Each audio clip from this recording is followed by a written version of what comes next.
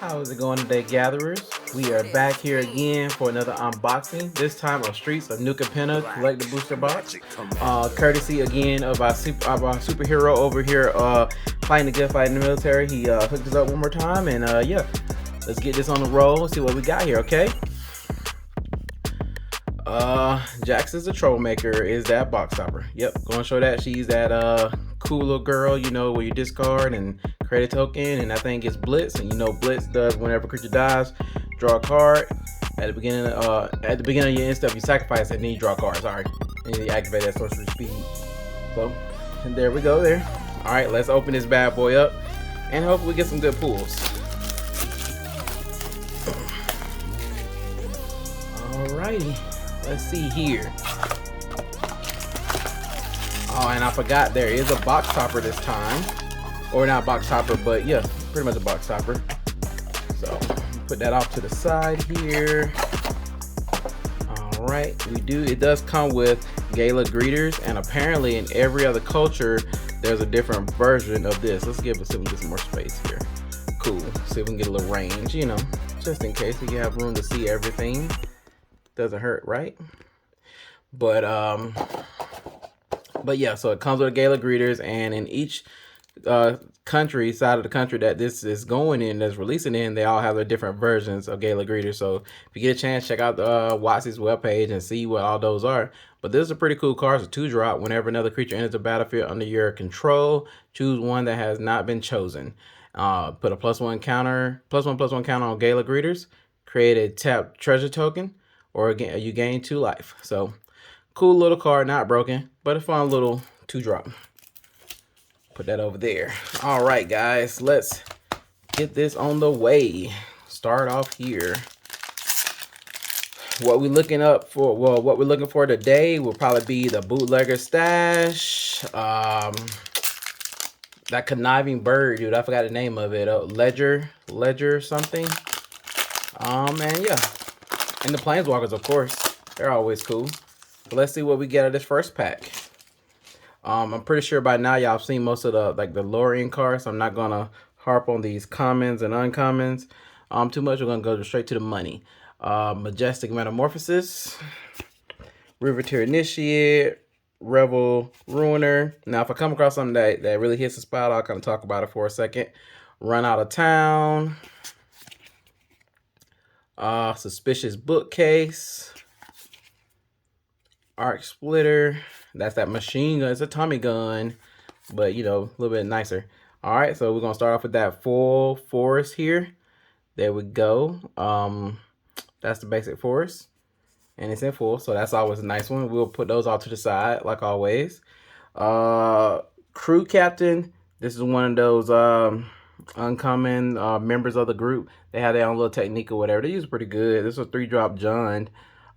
In this case, I guess a Riveteer. She has haste and has indestructible as long as they enter the battlefield this turn. So she's a 4/2.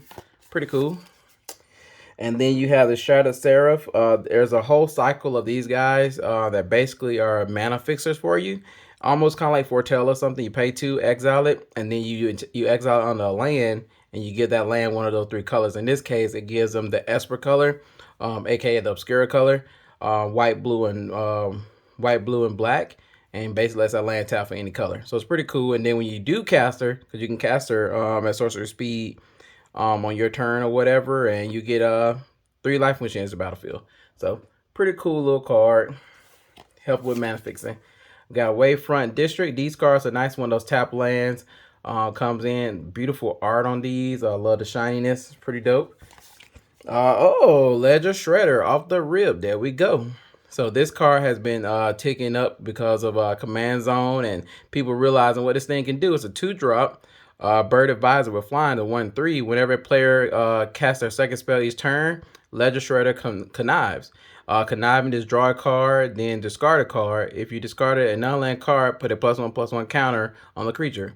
So, I mean, as this thing goes around the table, you essentially can have this thing buff up to about a 4/3.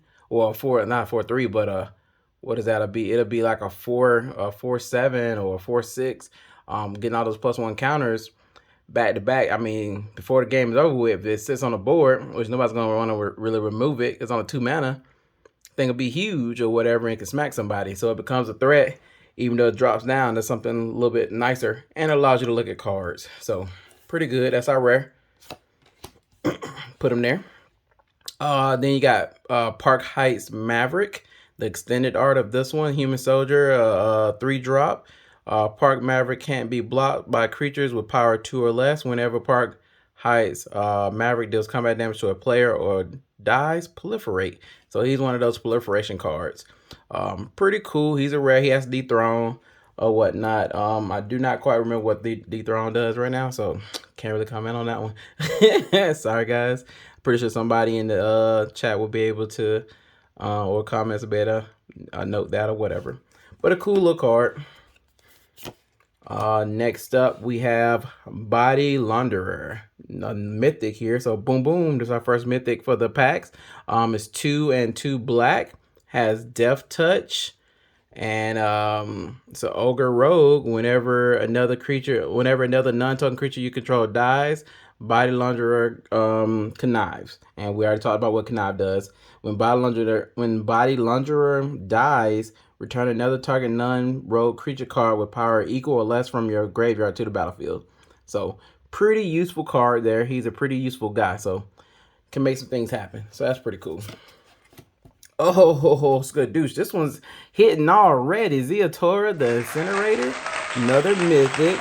Right out the first pack. Oh, we are live and up already. She's this is the base of the demon leader of the Riveteers. She's 3 and John. Legendary demon dragon. So it's pretty dope there. It's not the first, but really relevant in that sense. 6/6 flying. At the beginning of your end step, you may sacrifice another creature. When you do, Zeatora the Incinerator deals damage equal to that creature's power to any target, and you create 3 treasure tokens. So she's literally creating you, yeah, getting you a Black Lotus off rip just for throwing a creature. So she's really cool. In a sense, I love the art here in this one. Yeah. It's a dope card, very useful. I've seen a lot of people trying to build this deck and flinging all kind of crazy stuff and hitting people. And of course, if you give her Infect, you can make that game real fast. So nice right there. 2 Mythics off rip. What we got next? Oh, and a third Mythic. God Pack. Dope, man. Sanctuary Warden. She's a 6-drop 5/5, but she is an angel soldier, and you know people love the angels, especially when they're in foil. She's flying. Whenever Sanctuary Warden enters the battlefield with she enters the battlefield with 2 shield counters on it. Whenever Sanctuary Warden enters the battlefield attacks, you may remove a counter from a creature or planeswalker you control. If you do, draw a card and create a 1/1 green and white citizen creature token. So she is very useful in the fact that she adds card draw to everything else that she does. So you can't sleep on that. Mono white, getting a little bit of power in this set. Definitely got some love in this set with some of their cards. So you love to see it. And then you have a spirit token, the 4/1, and the fishies that can't be blocked. Pretty cool. Awesome. We'll move on to the next pack. All right, we're gonna move to the next pack here. Got a little tokens. I'll put them over with the Gallagher's. And then our pile of just extra stuff, you know, stuff that ain't hidden the same like these Mythics and these rares, you know what I'm saying? But let's get on to the next pack. Man, Anthony, you striking gold, man, already. Pretty freaking dope. Can't wait to see some of your decks that you're going to build out of these cards, man. It's going to be pretty dope. All right, let's continue on. These are those uncommons and commons again. A Tenant Solicit, a Socialite, Body Dropper, Rooftop Nuance, Paragon of Modernity, Crew Captain. Cool art when it's in foil. This looks really cool. That's the same one we saw earlier with the alternate art. Brass Knuckles. Now that is an uncommon that is really cool. Basically, when you cast it, it creates a clone copy of itself. And then, as long as a creature, equipped a creature that has double strike, an equipped creature gets double strike as long as it has 2 or more equipments attached to it. So you basically can use the clone copy that you just make attached to it so you can get double strike. Or if you got something else on it, you can split the 2, put them on different creatures, and give a whole bunch of double strike. So that's a really good uncommon. we're gonna actually keep that one over here because we'll put it with the to the side of the lands. We'll put it underneath. How about that? Because that's an uncommon that you really kind of want to hold on to. There's a couple uncommons in this set that are really good. Here's our full mountain. You love to see it. I don't think these are as good as the Koyo lands from Kamigawa, but these are pretty nice indeed. Another hitter here that people were looking for in the uncommon slot, Mr. Orfeo the Boulder. He was a popular one. He basically, whenever you attack, double target creature's power until end of turn. He's John and a colorless. He's a 2/4. So maybe he can't do it himself, but he can buff up some creatures to really kill some people and do some damage to other players. So good card there. We'll put him off in that uncommon pile too. Another Skybridge Towers. We got a full version of Tramway Station in the Rakdos colors. And then here we have Rabble Rousing. Has Hideaway 5. Hideaway is when it enters the battlefield, you exile, well, how many ever Hideaway is. In this case, it'll be 5 cards. Exile one of them face down and put the other ones on the bottom in a random order. Now, what that does, whenever you attack with one or more creatures, create that many 1/1 green and white citizen creature tokens. Then if you control 10 or more creatures, you may play the exile card without paying its mana cost. And that's pretty dope. And the one cool part that a lot of people are kind of overlooking with these enchantments, it's an enchantment. So if you can flicker it, bounce it, replay it, you can get that Hideaway all over again. So something to keep your mind on because it is pretty good. It's a rare there. In Too Deep, our next rare. This one is another enchantment aura. It's a 2-drop in blue. Basically has split second. So that's something we normally don't see. But that means it can't be interacted with it. So when you cast it, you can enchant a creature, planeswalker, or clue. Enchanted permanent is a colorless clue artifact with 2. Pay 2, sacrifice this artifact, draw a card, and lose all other abilities. It's no longer a creature or a planeswalker. And the cool part about this is when you cast it, it has split second. So that means that they can't do any kind of reaction to it. They can't try to sack the clue in a response, or flicker, or bounce the commander or planeswalker that is doing, the creature that is targeting.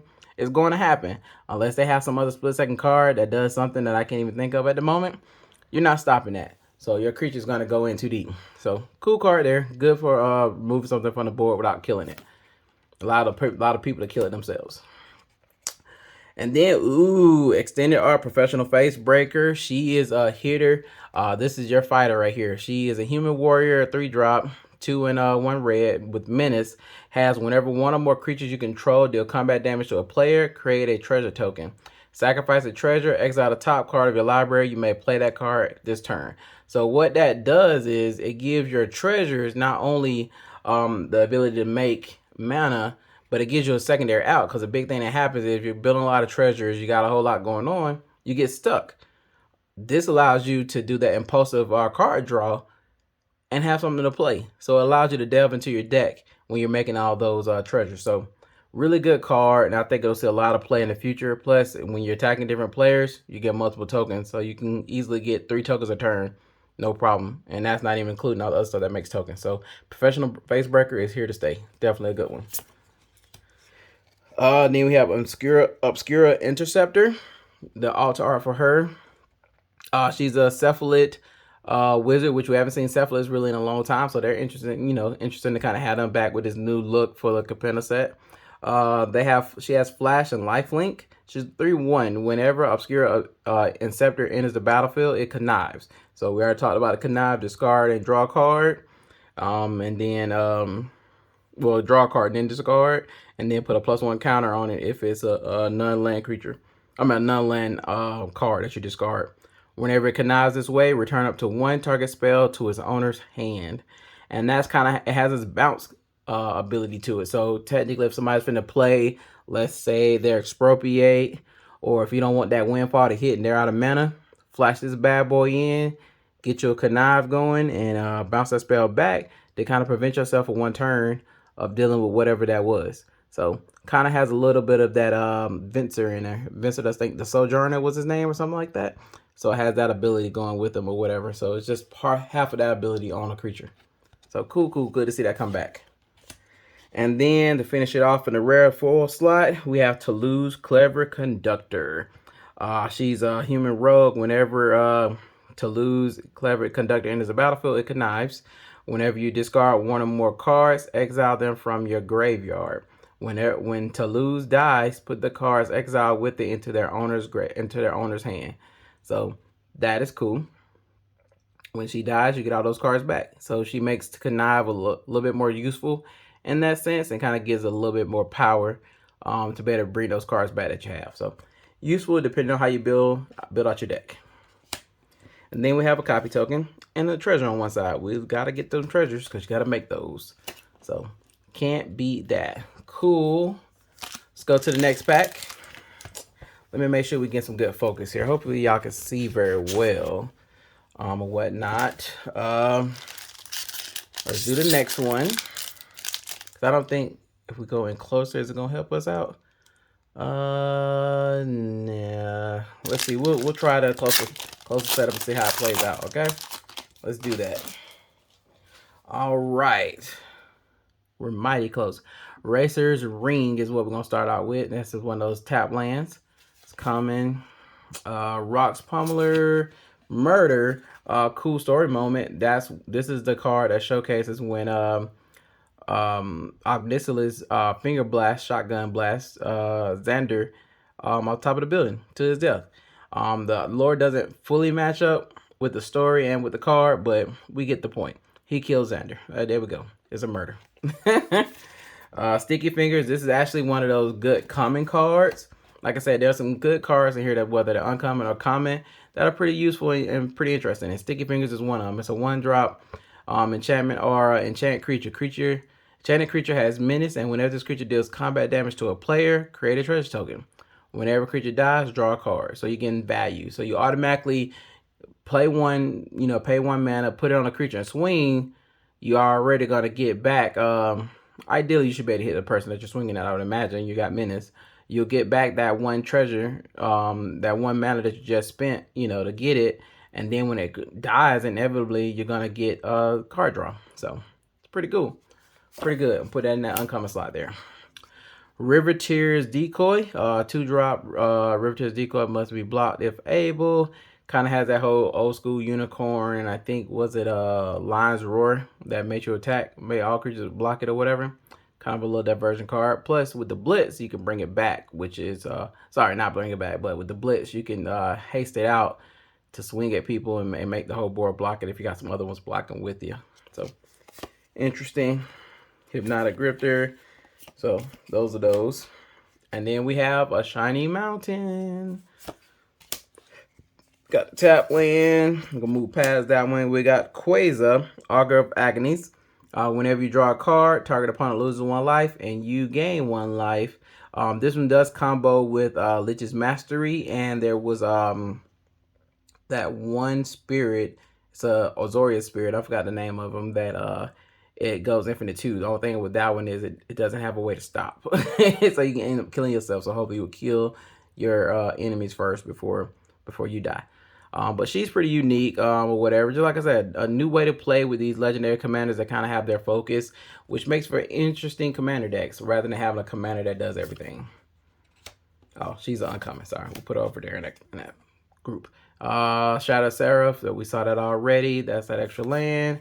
We got another Jax's, the regular style. So we already know Jax's is unique and pretty cool with her blitz mechanic and all. I look at her almost like a faithless looting on a body. So I'll let you do the math on that one. She's cool. Dogged Detective. It's a 2-drop, 1 in a black human rogue, 2/1. Whenever Dogged Detective enters the battlefield, surveil 2. So a throwback to that surveil was almost like Scribe, but rather than putting it at the bottom of your library, you put it in the graveyard. Whenever an opponent draws their 2nd card each turn, you may return Dogged Detective from your graveyard to your hand. So that's pretty cool. He always comes back because he's on the case. So that's an interesting little kind of play with him. So can't beat that. That's interesting. People will draw cards, so you will be getting him back. He makes for a great discard as well. So people who are running something like Jax's or some of these cards that make you connive where you're discarding, you discard him, you'll get him back sooner or later to either discard again or play him. Devilish Valet. 2 and a red. Trample haste, Devil Warrior. Whenever another creature enters the battlefield under your control, double devilish valets power until end of turn. He's a 1/3. So just kind of a guy who can build up himself and swing and kill you, or get flung by Zeotora after the fact and deal some damage. And then we have Jenny Faye, Jetmir second. So this is the adopted daughter of Jetmir. She's that hybrid symbol thing going on there, where she's Gruul, green, and Selesnya. Or you can just go straight out mono green on her and cast her or whatever. So it's pretty unique. I love the play on the hybrid mana there. How they did that. But yeah, she's pretty cool. If you would create one or more tokens, you may instead create that many 2/2 green cat creature tokens with haste, or that many 3/1 green dog creature tokens with the vigilance. 9 times out of 10, I'm pretty sure you're making a cast because you want to get in fast. But I guess if you want to build a defense, the dogs come in handy there. So she's one of these things that contributed to the dog decks to bringing them back. So good on her. And then we have Horde Hauler, which is the equipment version of Dockside Extortionist. Not as good, but I mean, you can make it work. It's the fair version of Dockside, I guess. It's a 4-drop vehicle with trample crew 3. It's a 5/5 when it is crewed. Whenever Horde Hauler deals combat damage to a player, create a treasure token for each artifact they control. There you go. And it's only towards one player. So something they want to make a little bit fair. And then we have a road token. And there's a devil on the back. There you go. Cool, cool. Alrighty. Making headway. Looking good. Getting some good drops so far. Not bad. That first pack still was mighty nice. So let's hope we can get some more to compete with that. Crooked Custodian. Let's go through these comments. Jewel Thief, Jackhammer, Celestial Regulator, Elegant Entourage, Fatal Grudge. And then we have the island. Like I said, they look beautiful. One of my favorite guys, Disciplined Duelist. He comes in with a shield counter and he has double strike. So usually with that shield counter, you would think it will get taken off on the first combat with him. But if the creature's not as big as he is, he can kill it on the first strike. He'll still keep his shield counter. And then the thing is, he can keep fighting until he's gone. So it's pretty cool. Pretty cool card there. Oh, and look at this alternate outlook gorilla. So she's another one of those commanders. She was my favorite, as I'm pretty sure you know, because I put that little short up about her.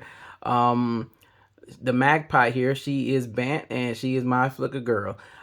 Basically, she has a very convoluted word play here, where basically it's saying you can basically exile up to 1 creature from each player, including your own. But of course, it almost, what is it? Does an O-ring in a sense. Exiles the creatures up under her. Whenever she dies or is removed from the battlefield, they come back.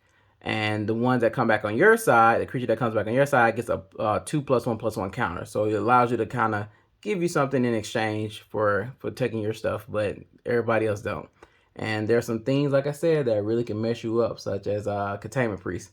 So that stuff never comes back. So she is a girl, and I love this little full ring outline highlight stuff that it did with these cards. Makes this card look way better, way better. Cool. And then we have Zeotora's Envoy for the rare. It's John in one colorless. Vashino Warrior. She's a 5/4. She has Blitz on her, which is 2 and John. Has trample. Whenever Zeotora's Envoy deals combat damage to a player, look at the top card of your library. You may play a land from the top of your library or cast a spell mana value less than or equal to the damage dealt from the top of your library without paying its mana cost. If you don't, put that card into your hand. So free card draw or free casting, and she does a lot of damage, so you should better play a lot of spells. Pretty good, and it's in full. Right here we have one of those cards from the theme pack, not theme packs. What are they? I can't remember the other boosters, the theme boosters or whatever they have that's color oriented. This is Swindler Scheme. It's a 3-drop enchantment. Whenever an opponent casts a spell from their hand, you may reveal the top card of your library. If it shares a card type with that spell, counter that spell, and that opponent may cast a reveal card without paying its mana cost. I almost thought this was a good card. It's very interesting. The art is cool. It's fish with swords on, like the swords are turning into fish, or I guess the swords are canceling. Oh, maybe it's a sword that's coming to attack and it's turning into a fish because you swindled them. Okay, I got it. You'd have to be running some weird stuff to really make this super effective. It could be cool. I would love to see it work in a deck or whatnot, but I haven't yet tapped into it to make it work efficiently. Shakedown Heavy. He's an interesting one. Ogre Warrior. He's 2 and a black. He's a 6/4 with menace. That in itself makes him really, really dope because of that. Whenever Shakedown Heavy attacks, if any player may have you draw a card. If they do, untap Shakedown Heavy and remove it from combat. So, pretty cool there. You can basically force people to give you card draw. So, not one to sleep on there. Broker's Ascendancy. So here's our Atraxa on an enchantment. It is banned. It's an enchantment at the beginning of your end step. Put a +1/+1 count on each creature you control and a loyalty count on each planeswalker you control. So this would have made a much more fair Atraxa if this is how she read, but she doesn't, so she's broken. But yeah, it's pretty cool if you run planeswalkers, run a lot of creatures, or if you run anything that uses a lot of counters. There you go. Broker's Ascendancy. It's pretty good. Unlicensed Hearse. I just love the art, and in shininess, it's really cool. It's a 2-drop. It has crew 2. You tap, exile up to 2 target cards from your single graveyard. From a single graveyard. Unlicensed Hearse's power and touches are each equal to the number of cards exiled with it. So interesting stuff there. And then we have that angel token. You know who makes angels. It would be our girl, Elspeth, if we can pull her. And then you got the cat, the 2/2 haste that we talked about with Jackman's daughter. Alrighty. Let's get it. Moving along nicely here. Not quite halfway there, but we're getting there. Backup agent. When it enters the battlefield, put a +1/+1 counter on target creature. So interesting little stuff there. Kill shot. Here's one of those uncommons that's really cool. A lot of people making decks with him. Rocco Cabaretti Caterer. He's X and Naya. X and Naya, and basically he's basically a tutor commander. So if you have a non-legendary creature in your deck that you really just want to play, he's the guy you want to use to better get to him. Whenever Rocco Cabaretti Caterer enters the battlefield, if you cast it, you may search a library for a creature card with mana value X or less, put it onto the battlefield, then shuffle. So, pretty cool. I mean, pretty self-explanatory. I'm not a fan of the Cabaretti, so I really don't play anything like this, but it makes a cool command if you have a certain card you want to play, and he's pretty strong when you combine him with certain things. So, Dockside Extortion is being one of them. Let's see here. Yep, we're going there. Got the planes. That planes look really nice and full. I love it. We got the Corpse Appraiser for the uncommon. Let's see here. Got about we got a double Corpse Appraiser. I guess they're saying read me. Whenever Corpse Appraiser enters the battlefield, exile up to 1 target creature card from a graveyard. If a card is put into exile this way, look at the top 3 cards of your library, then put one of those cards into your hand and the rest into your graveyard. So, kind of a little pseudo card draw, I guess, in a sense, with some ETB there. So, pretty cool. Zeotor's Proving Ground. This is one of those Triumph type lands, Swamp Mountain Forest. This one is a highly sought after because if people are playing Zeotor, it comes in use. It comes in tap, but it has cycle 3, which is also another setup. When if you don't need it, you can chuck it. You draw your card. Good land. Actually, we'll put that in the rare 2, right?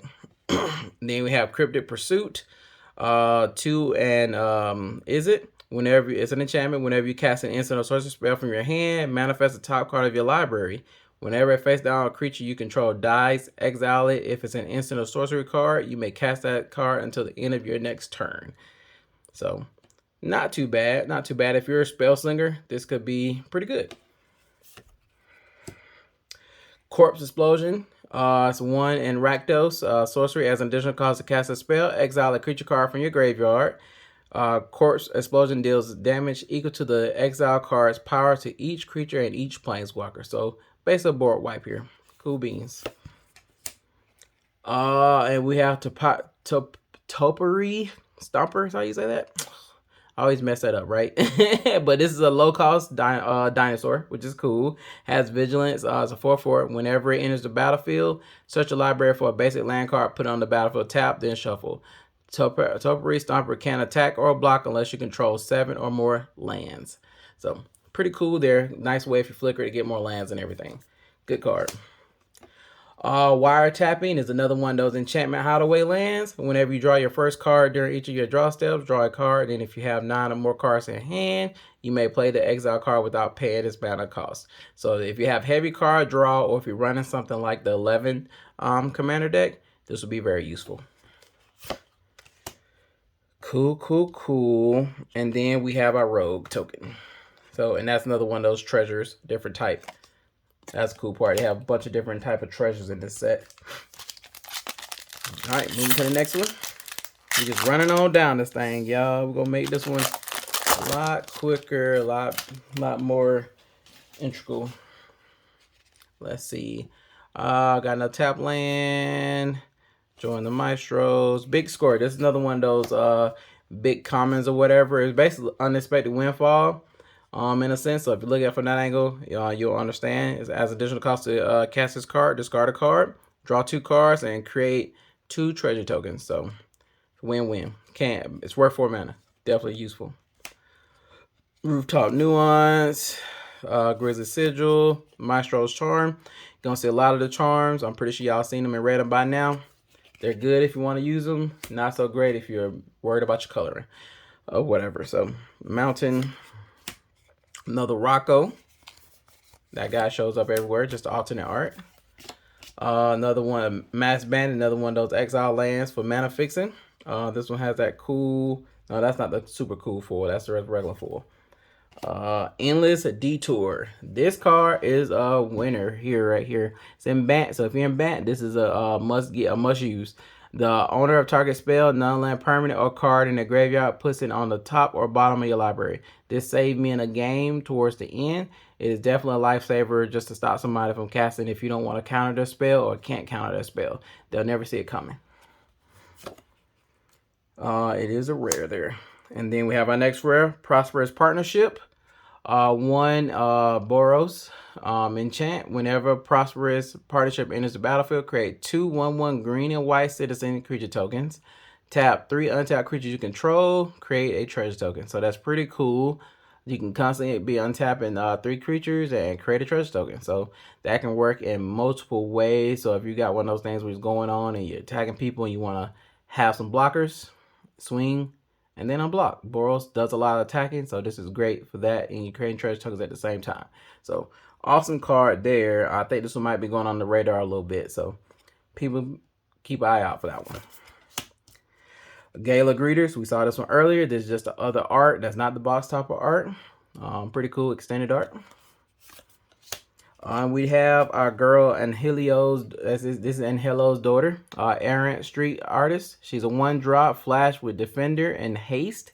She's a 0/3, but you pay 1 and a blue, tap her, and copy target spell you control that wasn't cast. You may choose new targets for the copy.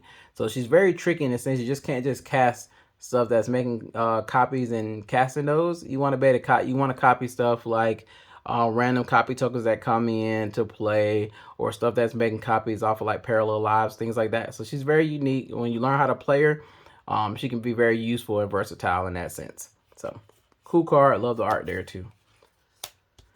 And then we have another Mythic. Somehow this girl Ziatora loves showing up in this set here, I guess, for this pack. So this one is that super nice foil. I forgot what they call that foiling. But yeah, it looks even better than the other foil. So yeah, Ziatora's back. She's here again. So good on you, Anthony. This one is nice. Dang. Give me a whoop whoop for that one. Ka-ching. So she is a heavy hitter. So you will be seeing her a lot. She's gonna go right there. Actually, let's put her together with the other Ziatora to embarrass herself, right? Man, that's nice. I got the Vashino Warrior and a treasure. Can't compare to that Ziatora though. That Ziatora is hitting. That is 2 Zeatoras in 1 box. That is pretty nice. I haven't seen Zeatoras pulled in most boxes. So, some more tap lands, witness protection. Another one of those common uncommons that's really good. Inspiring Overseer. Just like we had that Tuppery Stomper for the dinosaurs. This is a low cost angel. So we've been seeing that a few the last few sets that's been coming out every now and then is a low cost angel. Just kind of, I guess, getting that mana curve right. But she's an Angel Cleric. She's a 3-drop, 1 white and 2 colorless. She's a 2/1, has flying. Whenever Inspiring Overseer enters the battlefield, you gain 1 life and draw a card. So she's white card draw too. So even if you're not playing an Angel deck, she's useful just for the card draw. And don't start flickering her, and it goes down and get more value. So she's one to hold on to. Dig Up the Body, Venom Connoisseur. I think this one has a little bit more value when it comes to running her with Finn. Finn is, if you're not aware, he is that green card 2-drop commander that whenever a creature with Death Touch deals combat damage to a player, you put 2 poison counters on that player. And you, of course, you know after 10 you die. So with her, whenever another creature enters the battlefield under your control, Venom Connoisseur gains Death Touch until end of turn. Now that's cool, but here's a big trick. If this is the second time this ability has resolved this turn, all creatures you control gain Death Touch until end of turn. That's what I'm talking about. If you have a board full of small swingy creatures and you're on mass, you pop down 2 creatures and now all your stuff has Death Touch. If you're running Finn, you swing all those creatures, that person is guaranteed to die. So just throwing that out there. Keep her in your mind. I hate snakes, but that's super efficient. Tavern Swindler, put off to the side, and then we have the Swamp. The Swamp's probably my least favorite in this set because it's so hard to kind of see what they're doing there. It still looks pretty nice, looks interesting, but it's almost like a black piece of cardboard in a sense. That's the only downside I would say to the lands in this set. But it's a 4 land nonetheless. Rakish Revelers look like Michael B. Jordan's over here on the side. That's all I gotta say about that one. Let's move on. We have Brazen Upstart. Then we have another Rocco in full alternate art. Evolving Doors is our first rare. It's a 2 and a green 3-drop artifact. Pay 1, tap, sacrifice a creature. Count the colors of the sacrificed creature. Then search your library for a creature card that's exactly that many colors plus 1. Exile that card, then shuffle. You may cast the exile card, activate only as a sorcery. So only bad side is you have to cast that card that turn. So it makes it very difficult to pull this out, but you're in green, so you should probably have a lot of mana. So could be unique. So interesting. Could be useful for some people, might not be for everybody. Ooh, now this is a nice one, a good hit here, because this is actually part of Commander Precon deck. I think it was the Bant one. This was 2 and a white, a 3-drop enchantment. Whenever a permanent you control leaves the battlefield, if it had counters on it, put those counters on target permanent you control. Or you can pay for and a white, move any number of counters from target permanent you control to another target permanent you control. Now this is the reason that they errata the Palatian Accord, Palatian Accord enchantment card, where when any creature that becomes tapped or attack, I think attacks you or whatever, whenever a creature taps to attack, you create 1 shield counter and put it on the Palatian Accord, and you can actually sack a counter to basically mitigate 1 damage. But of course, with something like this, you get about 20 counters, shield counters on your enchantment. You just move them all over from the Palatian over to another creature or something. You got a whole bunch of shield counters on a creature or something. I don't know.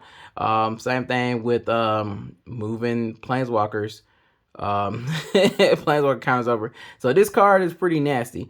People are overlooking that part. If you're a Planeswalker deck, this is almost a must get.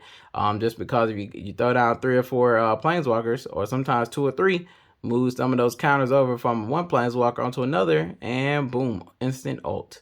So yeah, keep your eyes out on this one. This one's a good one. And we're not even talking about all the other counters you can get. So also Ozolith. Ozolith has been a big one for this type of stuff. So if you get Ozolith just to accumulate a whole bunch of counters on it. Use something like this, you can move all those counters onto anything you want to. So cool beans, good stuff. Rabble Rousers, we already kind of seen this one. This is just extended art. Make you a whole bunch of creatures when you attack. Riveteer Ascendancy is our next rare. This one is John enchantment. Whenever you sacrifice a creature, you may return target creature card with lesser mana value from your graveyard to the battlefield tap. Do this only once each turn. The key here is each turn. Yeah. So depending on if you have a sack outlet, you can make this work for you in many ways and get into some interesting little chains that'll take you around the whole turn. So yeah, if you can figure that one out, then you are golden. We have our next Mythic. We are doing the repeat Mythic thing, I guess, today. It's a repeat Mythic dance. Body Launderer. This one's just in full. So I don't think I have to continue to go over that one. We know what it does. We know who it is. We just gonna sit him in the group of Mythics. So the Mythic pile is definitely leaning you in a direction, it seems. Here we go. It's a wizard token. That was also comes from another uncommon. If we come across it, I'll talk about it. But yeah, the Ogre Warrior. Cool. All right, we are past halfway now. Let's get it, guys. Let's see what we got going on here. We're coming to the conclusion soon. Let's go Civic Gardener. What is that? Deal Gone Bad, Prize Fight, Capenna Express, The Charm, Dust Smuggler, Forest, Pretty Forest. It's not really a forest. Michael B. Jordan again. La Gorilla, we are seen and talked about her. And then we have a Duelist. The Disciplined Duelist has that cool foil, so we'll put them off to the side just because it looks nice. It might have some value if you want to run them, or you might just want to play with that art. And then we have Maestro's Diabolus. He's a vampire warrior. Comes out with Grixis. He has Death Touch and Haste.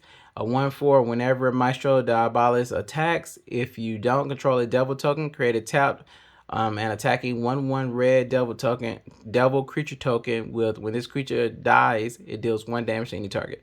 So pretty cool. People start letting your little devil live so you don't make more. And then we have Benny Bragg's Zoologist. There we go. He's a 4-drop, 3 and a white. Elf Druid. He's a 3/2. He has Convoke, which if you're not aware of what Convoke does, allows you to tap a creature. It creates that color to help cast it. So technically can cast it with 4 white creatures. At the beginning of each end step, if you created a token this way, draw a card. So he is just white card draw.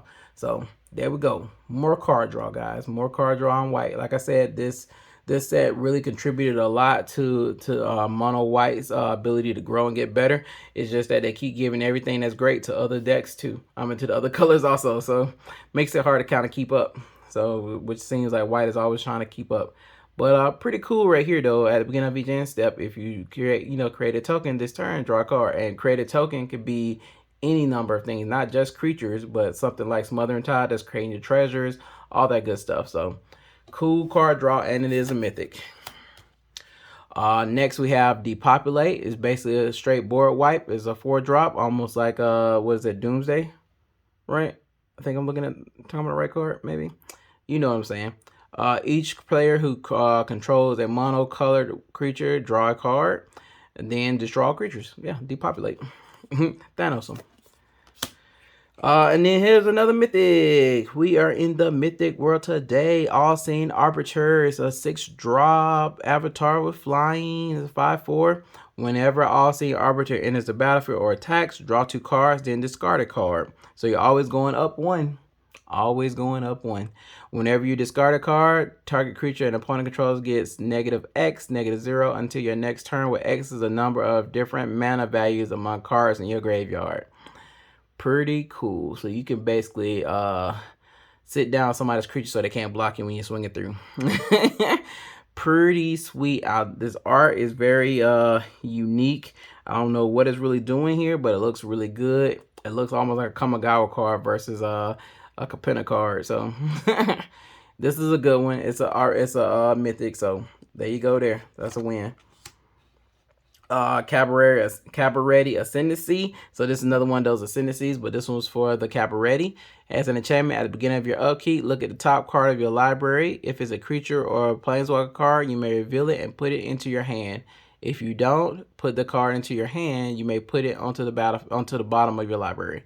So kind of give you some selective card draw there. So love the art. She looks gorgeous on front. Looks like they're having a good time. Cool beans. And they got a citizen token. We've been talking about citizens and treasures a lot. You got them there. Cool, cool, cool, cool. Let's move to the next one. We are moving along at a nice pace, guys. All right. For the family, Gilded Pins, Boon of Safety just gives you a shield counter. Demon's Due, Take to the Sheets, Corpse Appraiser. All right, that was it. Yep. And then we have the Swamp in full. Tap lands. Oh, now this guy, Nimble Larcenist. It's your uncommon bird rogue. It comes out with Esper. When Nimble Arsonist enters the battlefield, target opponent reveals their hand. You choose an artifact, instant, or sorcery card from it and exile that card. So great card if you can flicker it with Amanatu or other different flickers or ninjutsu, even where you're bouncing and then just recast it. It just allows you to kind of see what's in the person's hand and allows you to be able to make those judgment calls of what you should do and get rid of. So kind of a little pseudo protection there. Pretty cool card. Mr. Orfeo, the full version, we know what he does. We have a rare here, Getaway Car. As haste, comes in for 3, crew 1. It's a 4/3 when it becomes a creature. Whenever Getaway Car attacks or blocks, return up to 1 target creature that crewed it this turn to its owner's hand. So remember what I was talking about bouncing like the Nimble Larcenist. It's very useful for this. Crew it with Nimble Larcenist, bounce it back to your hand once this attacks, and then you can recast it and check that hand and remove stuff from people's hand. So pretty cool for any creature you want to bring back off the board. So, and I love the little art. Looks like a beetle or a pig or something. Pretty cool. And then we have Vasey, Keen Negotiator. I think she came from one of Commander Precons 2, I think, as well. She's 2 enjoined. Human Advisor 3/3. She has haste. Tap. Target opponent creates X treasure tokens, where X is the number of treasure tokens you created this turn. Whenever an opponent casts a spell or activates an ability, if mana from a treasure was spent to cast it or activate it, put a +1/+1 counter on target creature, then draw a card. So people have been very intrigued with trying to make her work. I'm not necessarily a fan of her, but I've seen a couple of people make the deck, and they're pretty interesting. So I look forward to playing her in more games and see how she builds out in the future as time goes on. I'm just not a fan of giving people treasures, but I mean, if you give people treasures, you can do something about it or do something with it. It makes it pretty interesting. So keep at it, guys. Keep brewing on this Vasey, Keen Negotiator. I love to play against her more. Cemetery Tampering is our next one. This is also another one of those hideaway enchantments. At the beginning of your upkeep, you may mill 3 cards. Then if there are 20 or more cards in your graveyard, you may play the exile card without paying its mana cost. And it's a May ability. Also, this you can use this just for a mill deck if you want it. If you need to just get cards into your graveyard. So don't have to necessarily do it just for the hideaway. So pretty good card there. Next one, Soul of Emancipation. 4 enjoined. It's an Avatar 5/7. Whenever a Soul of Emancipation enters the battlefield, destroy up to 3 other target non-land permanents. For each of those permanents, its controller creates a 3/3 white angel creature token with flying.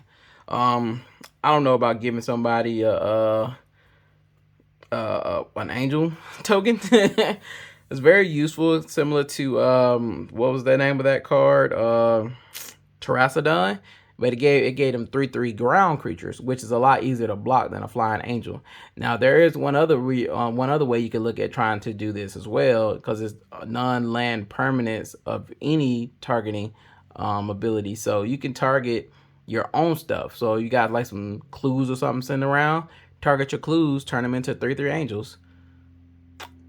I'm pretty sure people didn't think about that one. So you could use it to buff your own stuff as well. So that's kind of cool when you think about it from that angle. But giving somebody 3/3 flying angels, unless you have a way to like take them out of the sky, probably wouldn't do that too often. But interesting card is Giada turning into or releasing her celestial powered form in the story. So pretty cool there.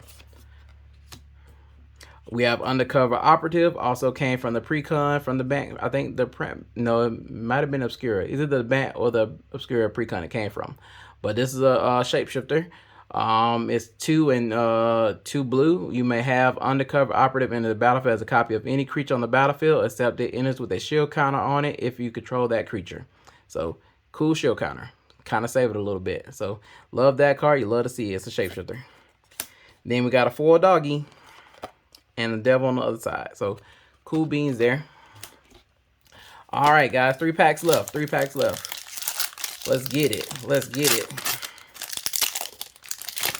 Went fast enough so we're not going over an hour. I'm trying not to do an hour. So, hopefully, see if we can hit it. A little small, speak easy, celebratory fencer, windshield avatar, slip out the back, put a +1/+1 counter on target creature. It phases out. So kind of some way to keep something off your back or to buff your own stuff and save it for something.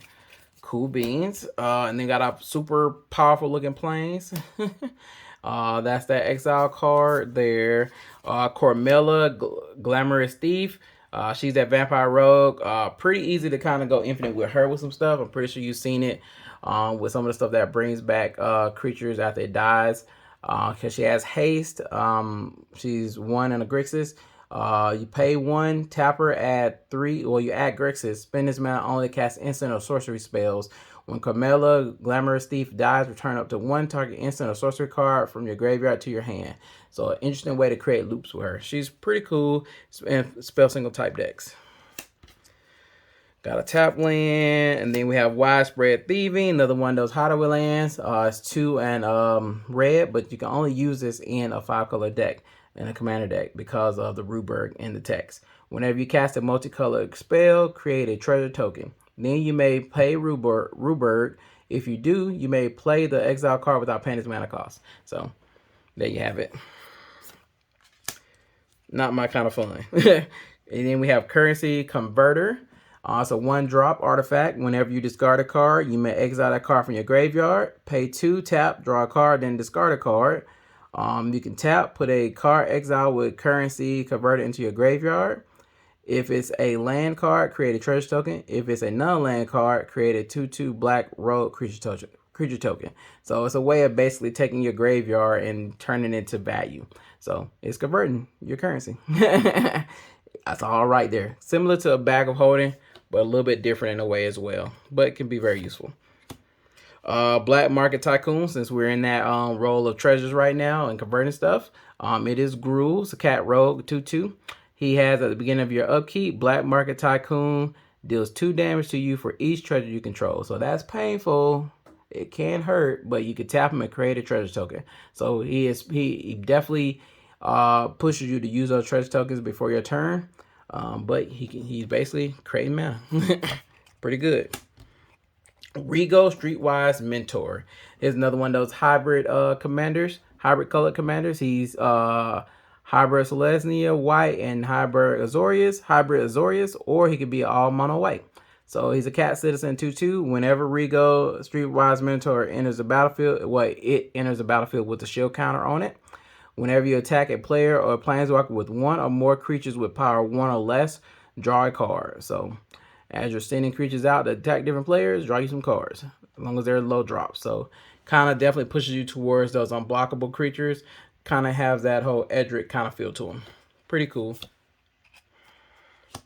And then we have Titan of Industries, a full extended art, alternate art version, 4 and 3 green. He's an elemental with reach and trample. When Titan of Industry enters the battlefield, choose 2. Destroy target artifact or enchantment.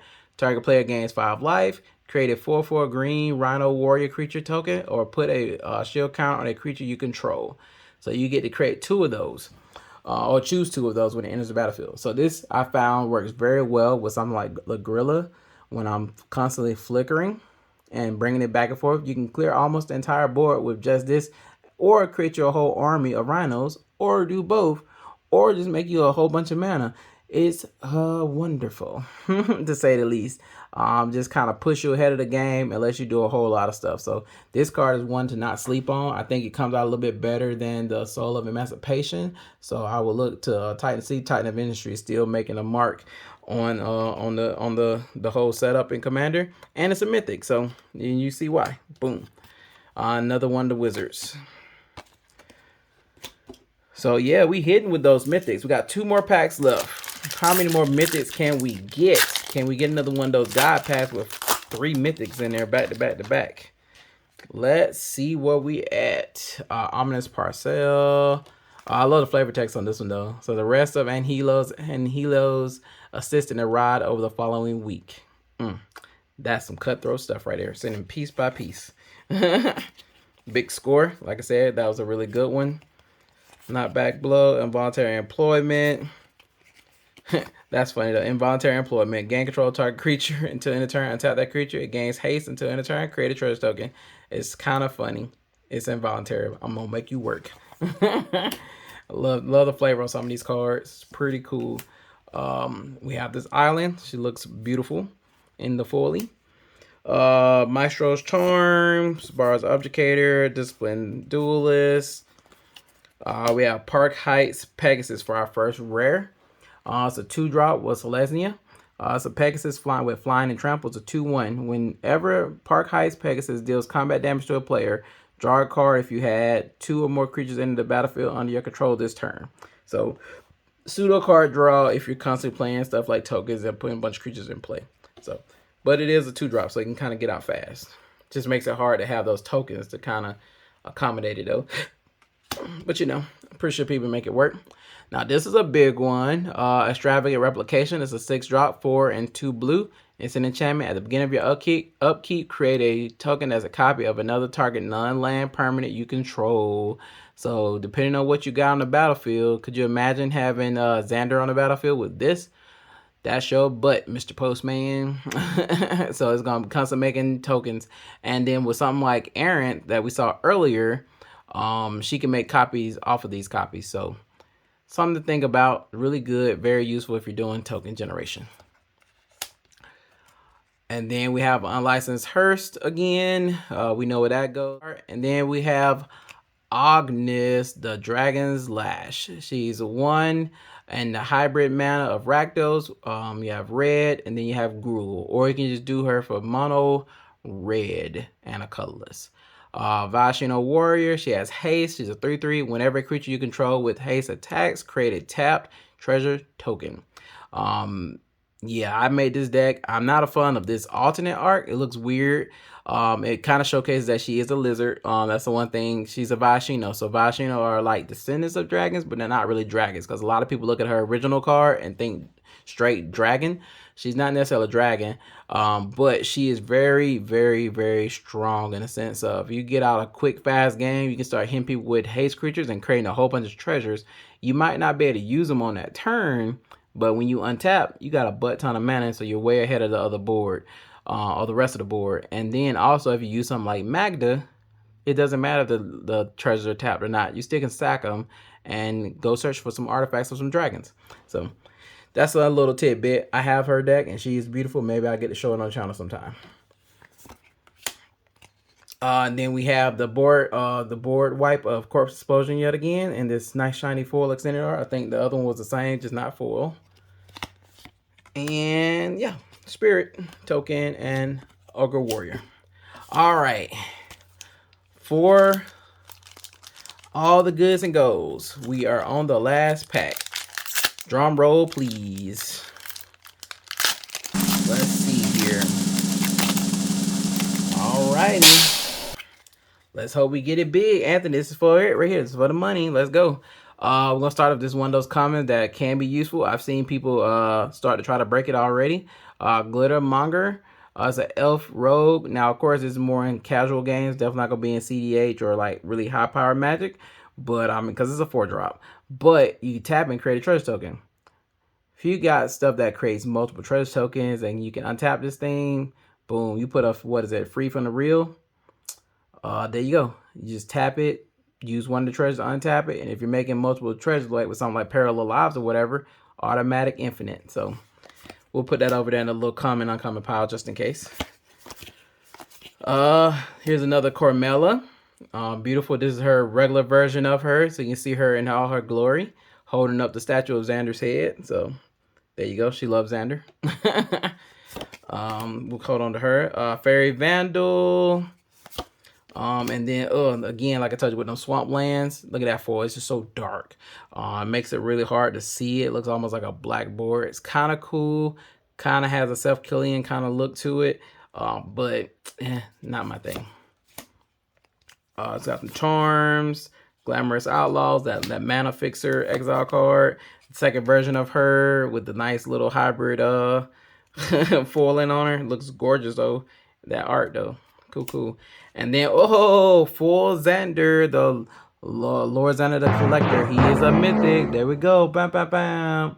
We were just talking about him, and here he goes. Cormella loves him apparently. And he's here. So I'm pretty sure y'all already know about Xander, but I'll go ahead and read him. He's 4 in Grixis, a vampire, demon noble. When Lord Xander the Collector enters the battlefield, target opponent discards half the cards in their hand, rounded down. Whenever Lord Xander attacks, defending player mills half their library, rounded down. When Lord Xander dies, target opponent sacrifices half the non-land permanents they control, rounded down. This guy is nasty, efficient. He's just very high mana cost, but when you put him on the field, you can make some things happen, whether you're using clones, flickering, or what I've seen in Quintessential Gaming. If y'all check them out, you see a deck played on there, and they actually use them for his milling ability, just to be able to fill up the graveyard. That makes a big difference, and that allows you to cast it one time, maybe twice, and you have what you need in the graveyard. You know what I mean? So definitely pretty good, definitely very interesting. So keep your eyes out for him. I know a lot of people are scared of him bullying people on the boards and everything. I mean, you got to think about it. He is high mana, and so people are going to look for different tactics, and I love to see what type of decks are going to be built out of him when you get the people who are not afraid to make them, start to make them. And then next we have our rare here, Rose Room Treasury. It's 3 and a red, Ogre Warrior. He's a 4/3. Whenever another creature enters the battlefield under your control, create a treasure token if this is the first or second time this ability has a resolve this time. Otherwise, you may pay X. When you do, Rose Room Treasurer deals X damage to any target. So it keeps you from breaking them too much, but allows you to get some treasure and better deal some damage to some people. So very useful card there. Standard art. Undercover Operative. So he's back. You know, the clone guy who comes and makes a copy of anything. And boom, at the end, we gonna get that other mythic. And it's Elspeth the Resplendent. Yes, sir. There you go, man. This is it. 3 and 2 white. This is what everybody's looking for because is Elspeth, so she's cool. Even though she's not the best one in this set. She's a 5. Comes in with 5 loyalty. Her +1 is choose up to 1 target creature, put a +1/+1 counter and a counter from among flying, first strike, lifelink, or vigilance on it. -3. Look at the top 7 cards of your library. You may put a permanent card with mana value 3 or less from among them onto the battlefield with a shield counter on it. Put the rest on the bottom of your library in a random order. And then -7, create 5 3/3 white angel creature tokens with flying. Speculations have been going around that Elspeth might have been an angel in her past life, or that she might be an angel currently, which is why she was able to be resurrected from Theros. The whole thing about her making angels, I'll bet they're a little bit weaker. And she also gives creatures flying. A lot of things going around about that. She has the Halo juice now from Giada, that's inside of her sword, and Elish Norn is after her. I don't know if you read that new WotC story about Elish Norn, but Elish Norn is chasing Elspeth. And yeah, so that's going to be a big climactic battle, I'm sure, later. She got the juice to kill Elspeth, and Elspeth is tormented by her and wants to take her out. So beautiful art here with this alternate deco art. And yeah, this is a good way to end this. And that's a good pull. I think, is that the last one? No, we got one more here. We got Ziatora's Envoy.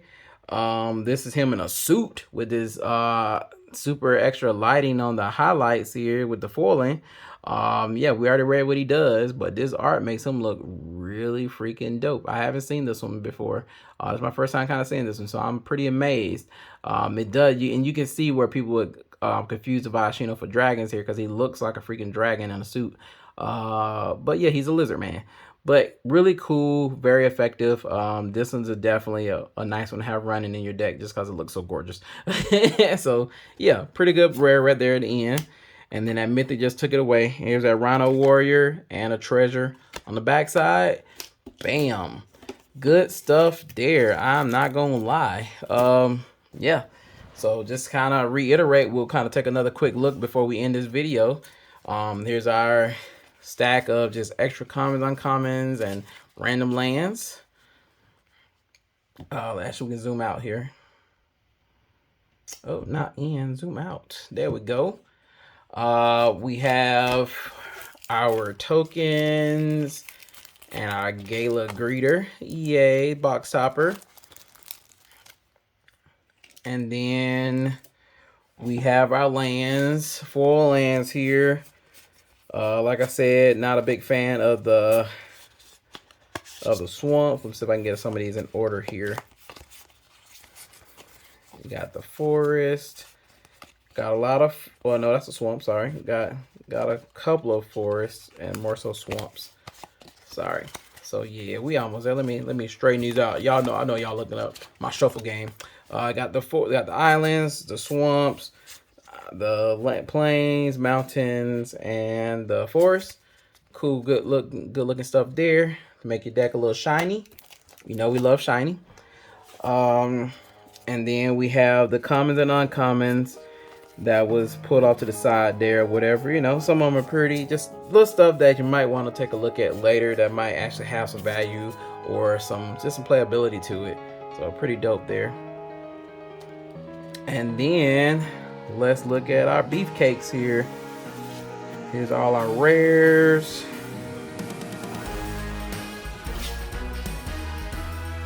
We'll take a quick little look at these. Unlicensed Herds, Broker's Ascendancy, Shakedown Heavy, Swindler Schemes, Zeotor's Envoy, Horde Hauler, Jenny Faye, Devilish Valet, what is that?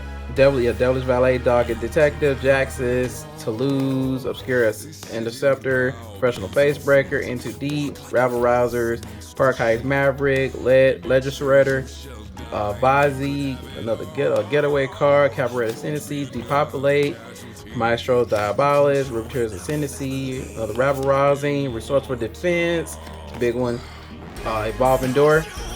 Unfortunately, we didn't get a freaking bootlegger stash, but hey, you know, it's whatever. We got Errant Street Artists, another Gala Greeters, Prosperous Partnership, Endless Detour, Wiretapping, Tuffery Stomper, Corpse Explosion, Cryptic Pursuit, Zeotor's Proving Ground, Zeotor's Envoy, Undercover Operative, Rose Room Treasurer, another Corpse Explosion, Agnes, the Unlicensed Hearse, and put down right behind the first one. Extravagant Replication, Park Heights Pegasus, Rego, Black Market Tycoon, Currency Converter, Widespread Thieving, Undercover Operative, Soul of Emancipation, and Cemetery Tampering.